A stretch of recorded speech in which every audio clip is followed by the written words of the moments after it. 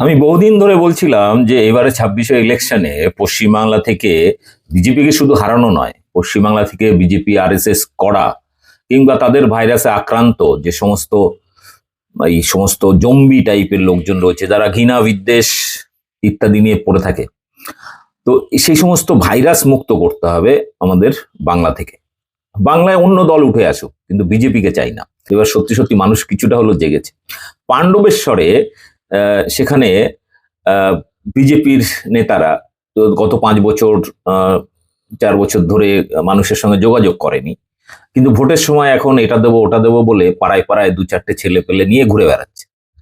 তো পাণ্ডবেশ্বরে মানুষ অভিনব প্রতিবাদ করেছে। যে যে পাড়ায় বিজেপি নেতারা 1-2 জন যাচ্ছেন, সেই গ্রামের মানুষ ঘরে তালা মেরে, গেটে তালা মেরে ওদের সামনেই আসছেন না। অর্থাৎ জনসংযোগে ব্যাপক একটা ঘাটতি বিজেপির, এবং ঘাটতিটা মানুষ ইচ্ছাকৃত করে তাদেরকে বয়কট করছেন। আমি চাই যে আগামী ইলেকশনের আগে থেকেই প্রতিটি বিজেপি করা নেতা কর্মী পরিবারকে সামাজিকভাবে বয়কট করুন।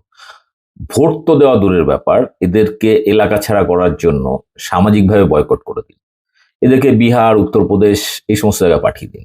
বাংলার বাঙালির শান্তি সম্প্রীতি ইত্যাদি যদি বজায় রাখতে চান, তাহলে বিজেপি নামক আরএসএস নামক এই ভাইরাসটাকে বাংলা থেকে দূর করতে হবে।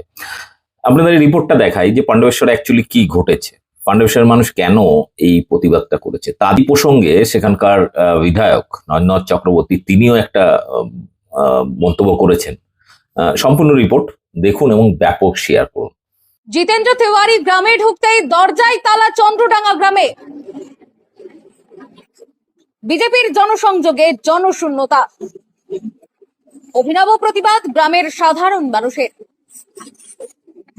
বিজেপির একই হাল পাণ্ডবেশ্বরে। ওর সাথে তো বিজেপির লোক নেই, কয়েকটা চোর ডাকাত নিয়ে ঘুরে বেড়াচ্ছে, তাই মানুষের প্রতিবাদ।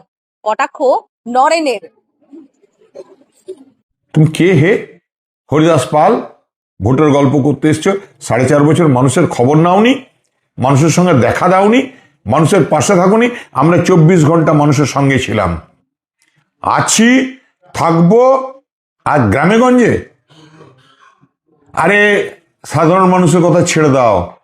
বিজেপি লোকরা তোমার সঙ্গে আছে, তারা তোমার সঙ্গে বেরোচ্ছে।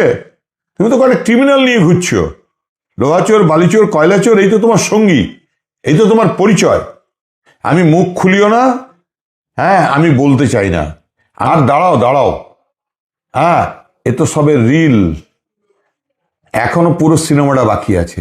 এই চন্দ্রের ডাঙ্গা রাস্তা দেখিয়ে দিল, এবারে পাণ্ডবেশ্বরী যেখানে যাবে মানুষ তোমাকে অ্যাভয়েড করবে, মানুষ তোমাকে দেখে বিরক্ত হয়।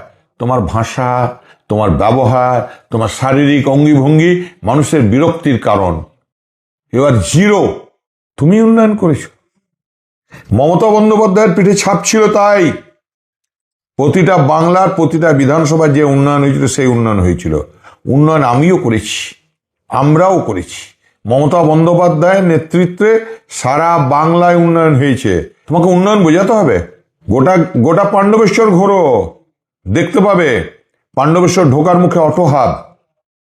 পাণ্ডবেশ্বর বেরিয়ে যাও, দেখবে যেটা হসপিটাল তৈরি হয়েছে, ক্রিমেটোরিয়াম তৈরি হয়েছে, নতুন থানা তৈরি হয়েছে, নতুন অ্যাডমিনিস্ট্রেটিভ বিল্ডিং, বিডিও অফিস তৈরি হয়েছে, নতুন মৎস্য দপ্তর তৈরি হয়েছে, নতুন বিএলআরও ডিপার্টমেন্ট তৈরি হয়েছে, অফিস তৈরি হয়েছে। দুর্গাপুর, ফরিদপুর ব্লকে প্রত্যেকটা জায়গাতে, যেটা আমরা অনেক দিনের কবি নীলকণ্ঠের নামে আমরা পলিটেকনিক কলেজ তৈরি করেছি। রাস্তাঘাট থেকে শুরু করে দেখতে যাও, শুধু উন্নয়ন মুখে বলতে হয় না, মানুষ অনুভব করে। আর এই উন্নয়নটা তোমাকে দেখাবো। আর রইল ভোটের কথা, ভোট যদি দম আছে না, তো পাণ্ডবেশ্বর নমিনেশন ফাইল করো, তোমাকে 1 লাখ ভোটে হারাবে।